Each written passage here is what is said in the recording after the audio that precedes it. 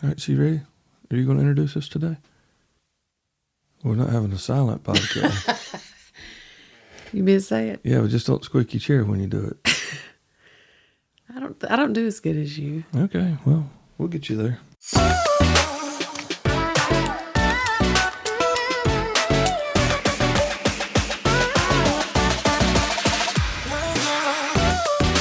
Welcome to this episode of The Marriage Creative. We are a happy family with one really big story, and we want to help you grow, strengthen, and rekindle your marriage. All right, welcome into The Marriage Creative. I'm Cale.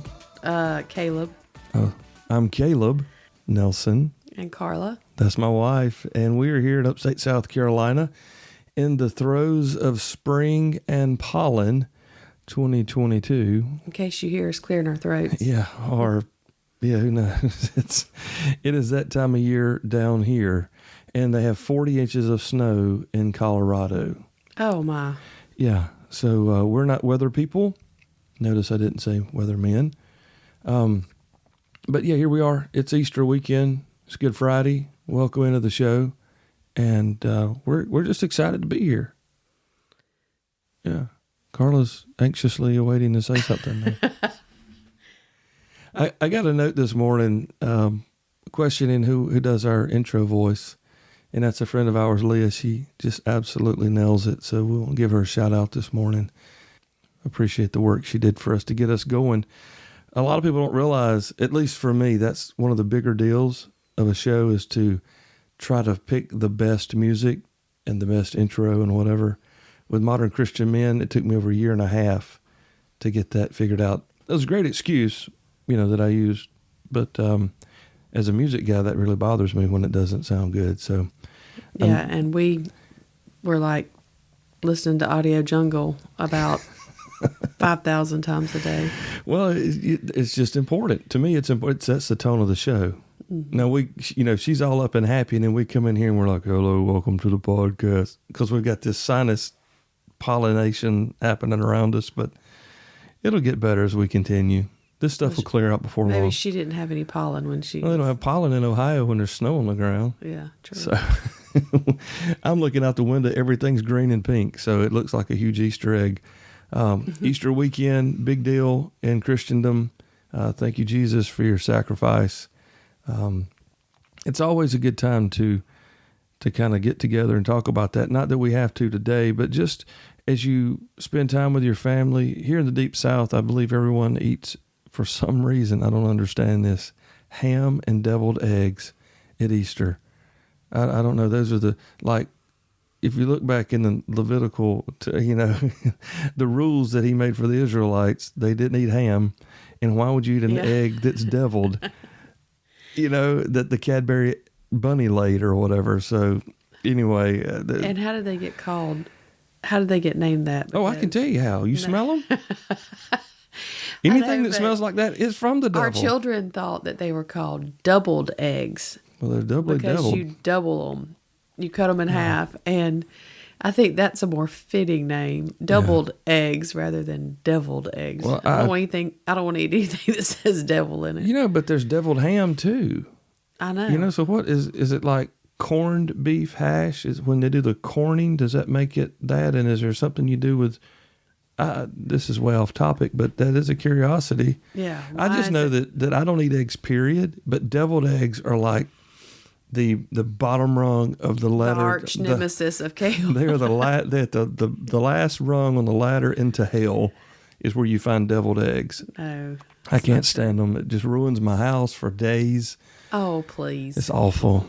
The children ruined suffer. Our youngest son because if we even mention the word, he starts gagging. Well, it's not. I'm not too far from that, and I'm almost 50 years old. Yeah, well, you've messed him up. Yeah, he wouldn't have done that if you hadn't have made such a big deal of it. It's Easter weekend, and here on Good Friday was the day that Jesus took upon himself the beating at the what do they call that? The pillar. I found that online. They call that the pillar in some circles. And that pillar where he took the beating was where our healing comes from. Mm-hmm. A lot of people thank God for healing them for dying on the cross, but really healing came was before before the death.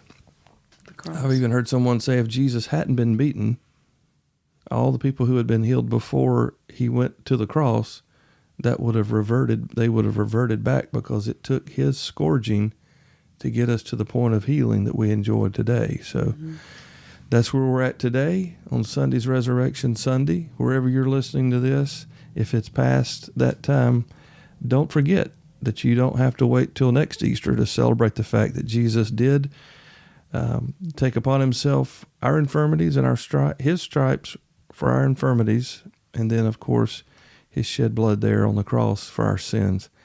Hey, it's been a busy week. I mean, we almost didn't get this one in, and this is totally against my podcasting model.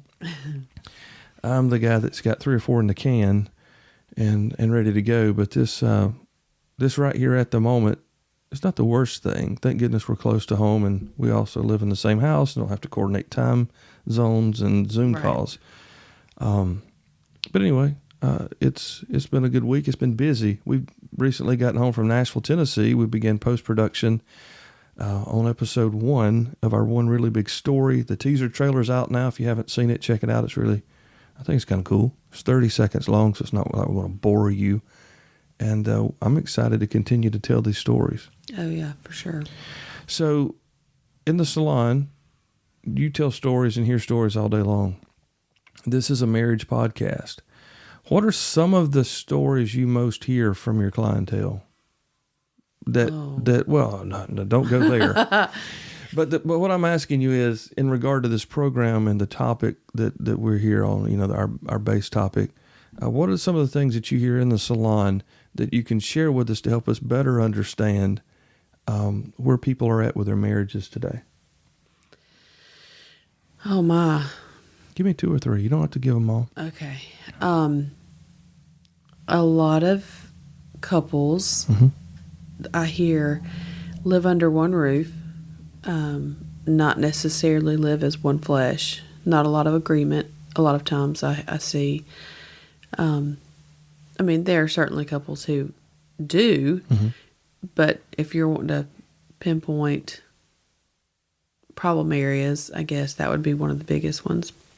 Lack of agreement. And you're there with primarily like 97% women clientele. Oh, yeah. Now, my men clients don't talk to me about their marriages. I know, but I'm just saying that you don't have a big split clientele. You're primarily just 97 or maybe even 98% of your clientele. Yeah, or women. Full, every day you're there. So, I mean, it's not like you're not busy. You've been there 25 years. You've got a lot of clients. Over the course of your time from, say, 97, 98 to today, has there been a big change in what they come to you with, or their stories, or where they're at in their struggles with their marriage, or has it stayed the same? The biggest change would be social media. Okay. So we didn't have that before 2008, 2009. The iPhone came out in like 8, about the same time Facebook released in 7 or 8. So before that time, what were the complaints you were getting, if you will, from your female clientele? I mean, I know it's going back a long time. Yeah, just curious if you can remember. It was more that men and women, and I'm going to pick on men only because I hear that's for fine. women. That's what we're here for. But a lot of women would complain about their husbands working too much, and not that that's not a complaint some today. Yeah. But now, you really don't hear that as much as you do. It's kind of funny. There's actually not a complaint necessarily about them doing something too much or too little. It's kind of there's just such a distance between people now. It's because both parties now are so distracted and entertained themselves with their phone, their computer, their whatever social media outlet, that they too have disengaged. It used to be that women were very engaged in wanting, I know it sounds funny, engaged, but wanting, I guess, their husband's attention or Well, that validation that women seek from men. Whatever it is. But now women don't necessarily complain about that because they themselves are so engaged in their phone, so it's not necessarily a complaint anymore. It's just that you see as they talk about their marriage or their spouse, everybody's disengaged. It's not just, it used to be like, oh, well, he has his work. Right. And not that women didn't work, but a lot of my clientele didn't have to, do or don't, but right. They were, typically the husband was the main breadwinner, I guess. And so now I just see that women have moved on. Instead of wanting their husband's attention, I guess it's more wanting, all the attention that, I don't know, I don't have social media, so it's different for me, but I just see such a disengagement altogether. So it used to be that there was a spot that needed to be filled, or they sought to be filled by their husband. Right. And now they're replaced. They're basically filling it themselves. Yeah, everything has been replaced. Okay, so why are people getting married or staying married? Or are they getting and staying married that you see? This is just one sampling of a hair salon in the upstate of South Carolina. Just curious. Definitely people are still getting married, but marriage just, I think, looks a little bit different. Okay. People don't look to each other, or the younger couples particularly, I should say, that I'm in contact with, don't necessarily look to each other for that total fulfillment. It's definitely, I guess, accessible in other ways now. Okay, so let me just stop there for a second, because I remember being a younger couple. It's been a long time since I was a younger man, but I remember finding my validation outside of our home. I had a Harley Davidson, or I had a truck, or I had buddies, or I was driving a fire truck, or I had this job or whatever. And you found yours, Marshalls and Ross and Belk, and y'all should see that look. But I'm being serious. We, as a young couple, I remember that, I guess we have to grow into things would just make plenty of sense, but it wasn't that we weren't kind of the same way, maybe. It's what you're describing about the younger couples when we were younger couples. It was just different stuff. Like the internet was brand new. I was riding motorcycles and whatever, and you were working, and I was at the fire department in the cabinet shop and all this. So there was plenty of distractions for us. But I get what you're saying. At the same time, we still came home to one another. We still were there together, and we still grew together. But even as just a casual observer from the outside, it does feel and seem different to me as I see younger people coming up behind us. It's not just younger people. Well, now. Even people that are our age and even older than us. Yeah, everybody now. I shouldn't say everybody. That's a big. How about a majority? Okay, majority of people now.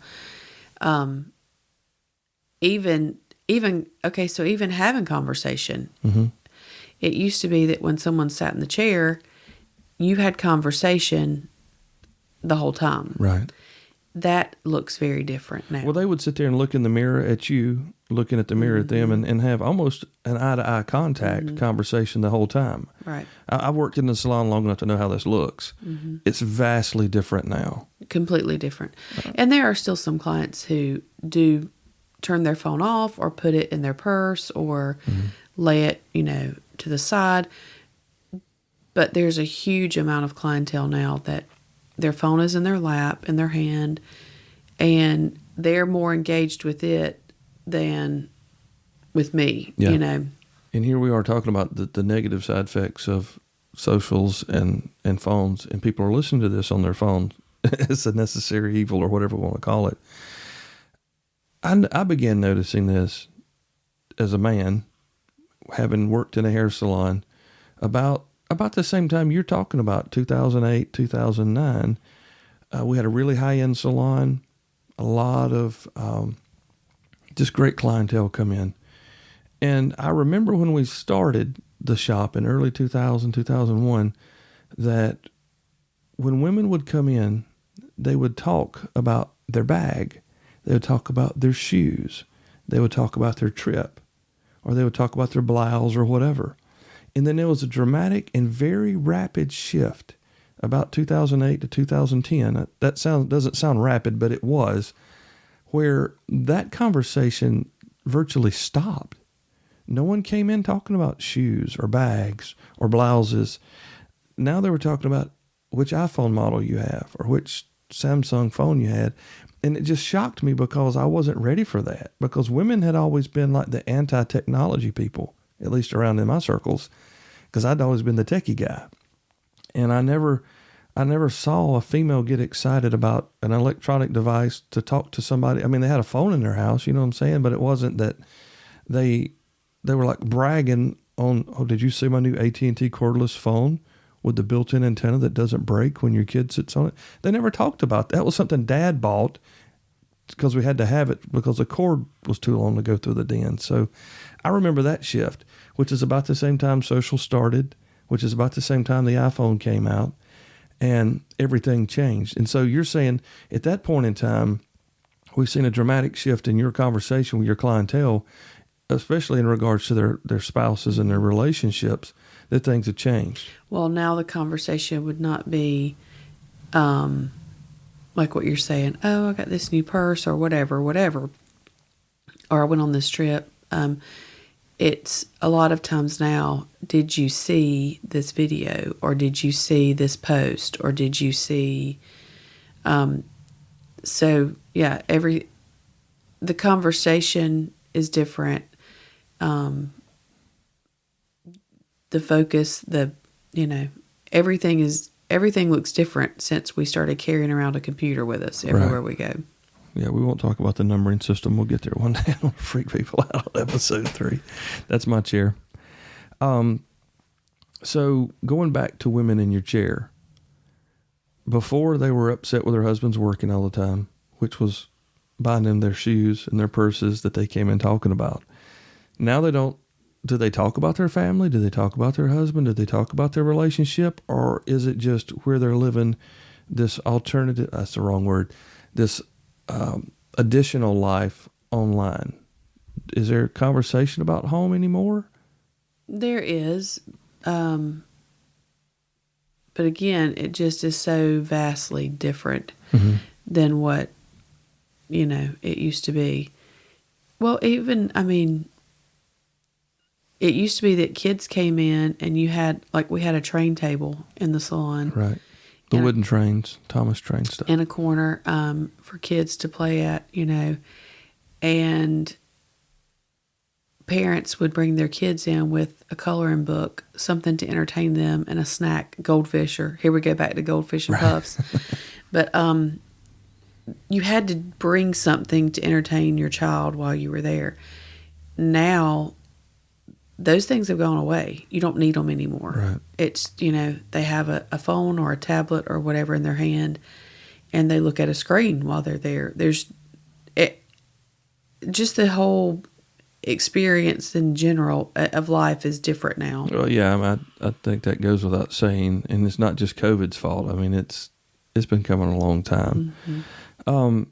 So when ladies do come in and they do share relational things, where are men missing it in your opinion in this? Where am I missing it in this? I would say that it's not just men, it's everybody.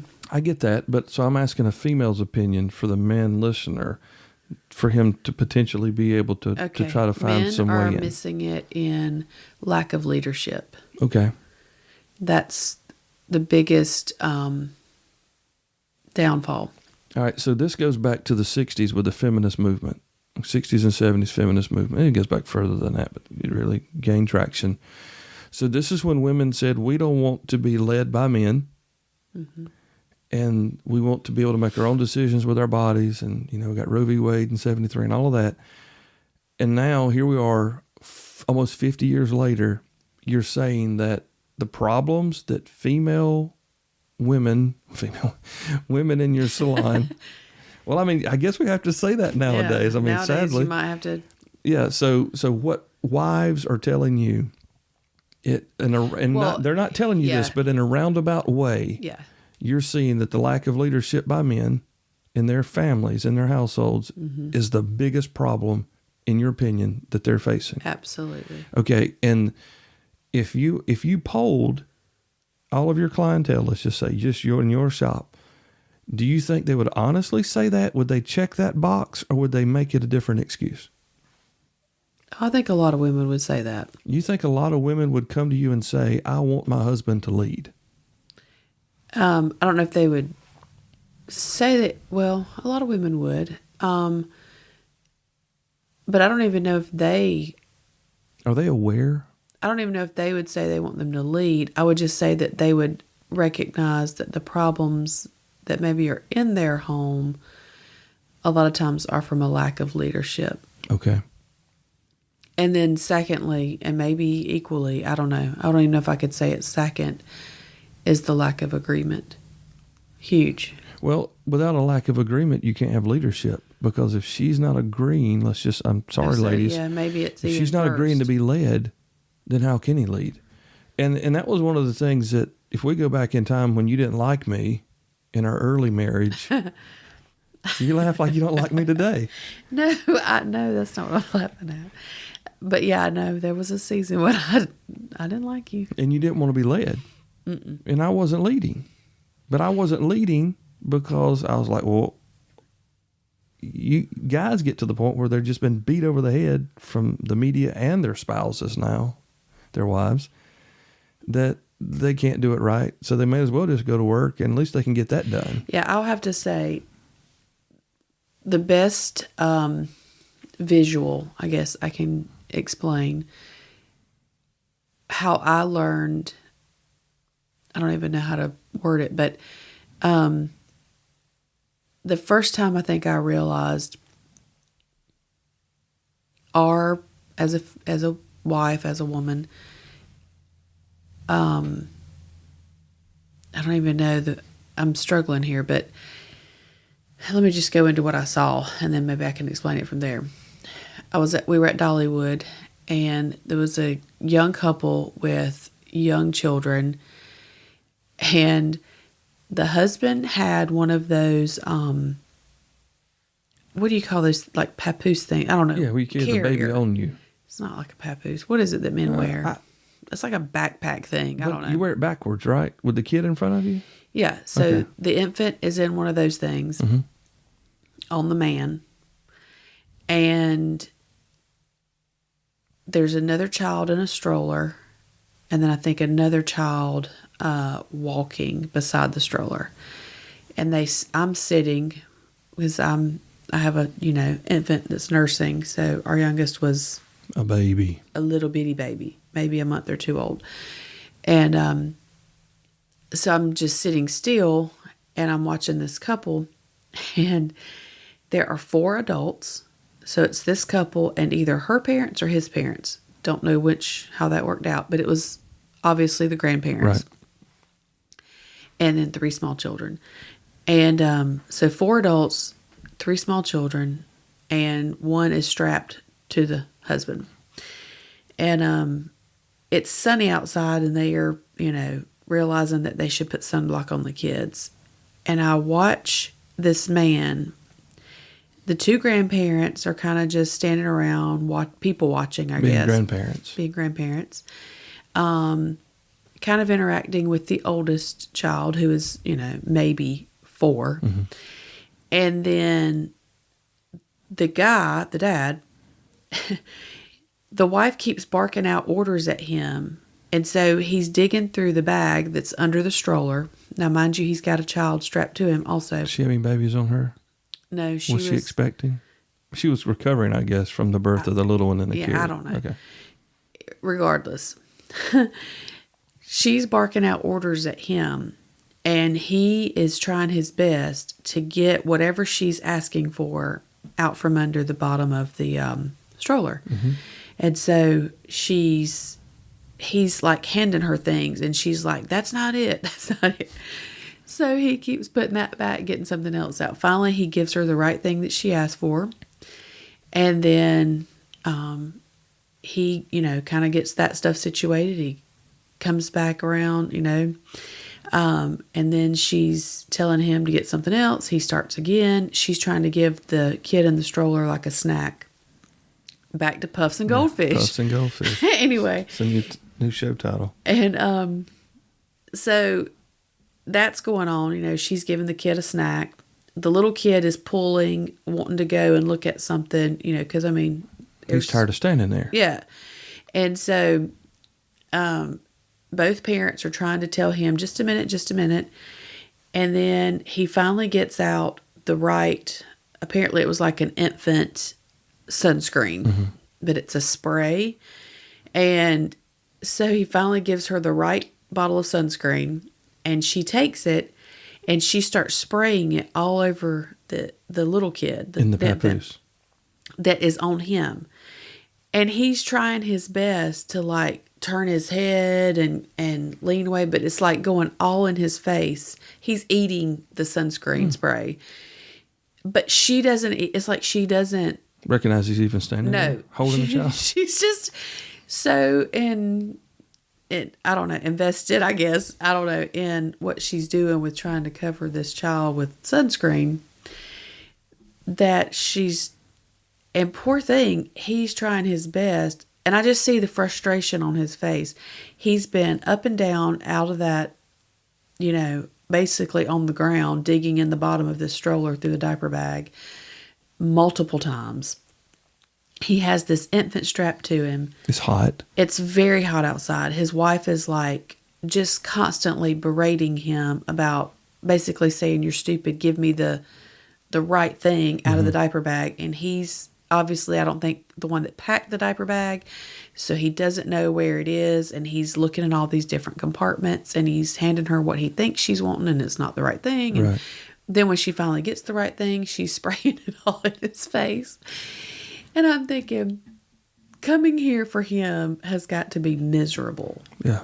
Like cannot be much enjoyment out of this for him, because he's just trying to keep her happy and these kids happy. And I think it was the first time I just had a real visual of how difficult sometimes we make it on y'all. That our focus is on the children, and kind of disregard, like watching her spray that stuff all over his face, and him trying like to get away from it. And it's like she didn't even see him. And obviously she was very busy. She was very occupied. She was taking care of what needed to be taken care of. But was she really? Yeah, it was a good visual for me. Here I was sitting there you were in a conference, and I was sitting there with 5 children, 1 nursing. So I felt the frustration that he felt in a different way. But to think, okay, I'm here, I'm one adult with 5 kids. I'm very outnumbered. So I could probably feel frustrated and with real reason. Yeah. But this man has 3 other adults standing there, and he's trying to jump through every hoop to keep everybody around him happy. And it just was such eye-opening experience for me to see, this is not right. This picture is not right. Right. That wasn't a together everyone accomplishes more item. No. A team. That was not a team effort there. No. So lack of agreement, lack of partnership, lack of regard for each other. And I know, there are moments that you're just in the throes of parenting, and you just got to get it done. And somebody find a passy, please. Yes. I mean, there are times when that is what it looks like. But I was like, I can never shake the imagery of watching that whole thing unfold in front of me and thinking, oh my word. Well, I've heard you tell that story 100 times, and you never change it. It's always the same. And it made that day I came out of the conference, and you told me that story. Yeah. It's been over 10 years ago. I mean, it just gave me such an appreciation, I think, for what men carry that maybe nobody sees. You know, and I'm not saying that every man carries that. Right. This man was very much so trying to keep his Everybody wife happy and his children taken care of and his in-laws or parents or whatever, you know, not having to ask them to do anything. He was trying to carry it all. Right. And so just seeing that visual and that load that sometimes we have placed on our spouses, and I've seen it go the other way. Oh, yeah. I've seen women doing it all, and the man just For sort years. of checked out, sitting in his recliner with his feet propped up. I'm not disregarding that either. Right, but this all circles back on in either story. It's all an agreement story, right? It's all that's the lacking, and people are like, agreement. What do you mean agreement? Well, that's probably our next show topic. It's one of our biggest pet peeves, if you will, or it's not a pet peeve. What do you call that? It's like one of our mandates, concerns. Yeah. It's one of the things that we've learned, I guess, through these. We're learning. We've learned about. Let me say it that way. Well, one of our focuses. How about this? Okay. We've experienced both sides of it. Yeah. We've experienced marriage where there was no agreement and we were moving in opposite directions and self-focused and self-motivated and self-whatever. And then we've experienced marriage where we have been in total agreement and we've seen the difference. Yeah. We've actually seen the negative and the positive side of agreement or lack of. And so I think it's why it's just, it's such a game changer. Right. You know. So 2022, early 2022, the world's a mess. The economy's a mess. Disney's a mess. Everything's blown up. It's Easter weekend. There's hope in that. But when you sit with these, or when you're standing there with these clients, do you get a sense of any hope for the model of traditional Judeo-Christian marriage in the future of America, or are we just sliding down the slope here? And you can't blame it on church, because church has the same divorce rate as unchurched. No, I wouldn't even go there. There's always hope. Yeah. So, absolutely. I mean, we know the answer. Well, yeah. Jesus is the answer. So, all of this can easily be fixed if individuals would first make that the priority. And then couples would come into agreement on that issue. Right. And then, from there, it would be a simple fix. I know that when I was doing the Modern Christian Men show, I had a couple of guys, it's really good episodes, there's probably at least a handful, where men came on and talked about being the husband they were made to be, the husband that their wife deserved.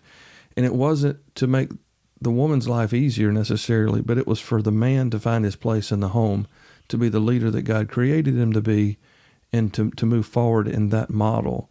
And I personally think that we still got a long way to go. You and I, us, and everybody around us. We've just kind of lost our way in that. And does it go back to the fact that we're just so self-interested now, that we're so self-entertained that, yeah, marriage is nice and having kids is fun, that kind of thing. And that's just what we've grown up knowing, so that's what we do. But I will tell you, listener, that when you go through something like we've gone through or others have, if you don't have some of this stuff fixed before then, it's not going to be fixed during then, a time of crisis in your family. And it'll probably tear you to shreds, whether it's financial or health or whatever. So you might be 24 years old, she might be 22 years old, and you guys are in perfect health, and you eat vegan and you exercise 6 times a week and your health is off the charts. But one day something's going to come to you. The enemy's going to send you something. Well, it may not be health. It may not be health, but I mean, I'm just saying you have a lot of young people focusing there. And Of course, you can get self-absorbed there as well, just like anything else. So, Right. but what the point I'm making is you have to have this relationship with your spouse continually working towards better before you get there. Because if you're not even starting in that direction, it's going to fall apart. I mean, it cannot withstand it. It cannot. Well, we've seen it countless times.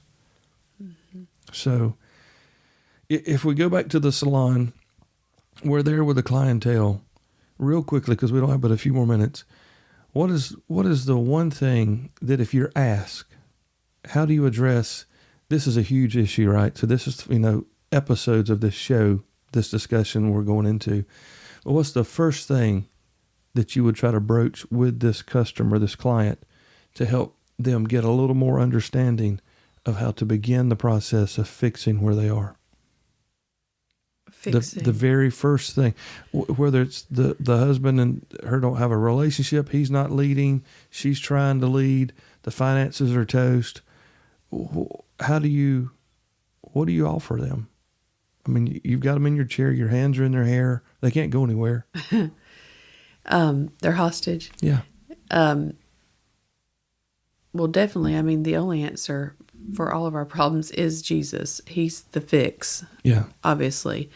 So if you don't have that issue fixed, a lot of other issues might be, difficult to fix. But I think agreement would definitely be number one, that you have to be in agreement. You have to be in agreement on, what's the most important things to you as a couple and your priorities. To get an agreement, you have to communicate, which I guess, we don't do anymore because we're always communicating with somebody else.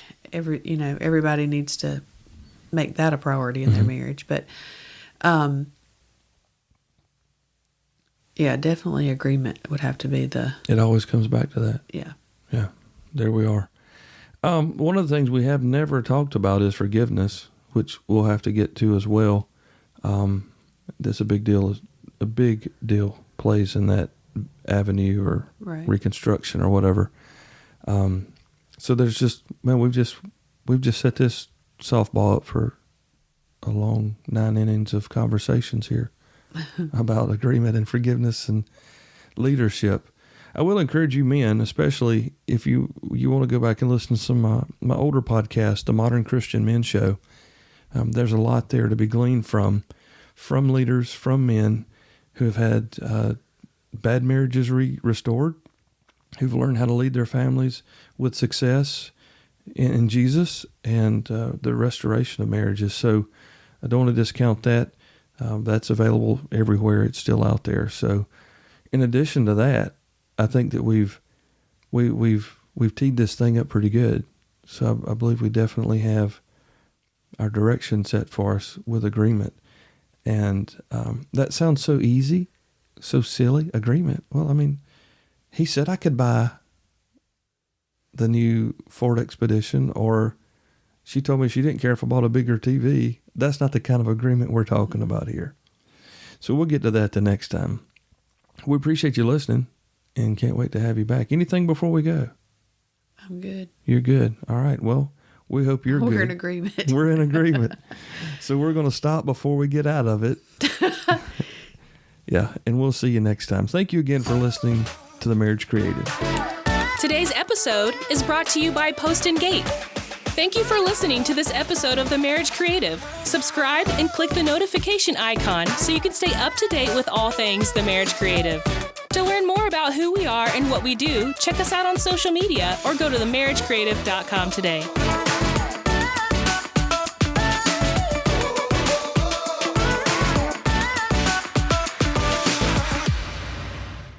What do you call people when they're self-absorbed? Narcissistic? Narcissistic. You're pointing at me when you say that. No, I couldn't think of the word. Oh.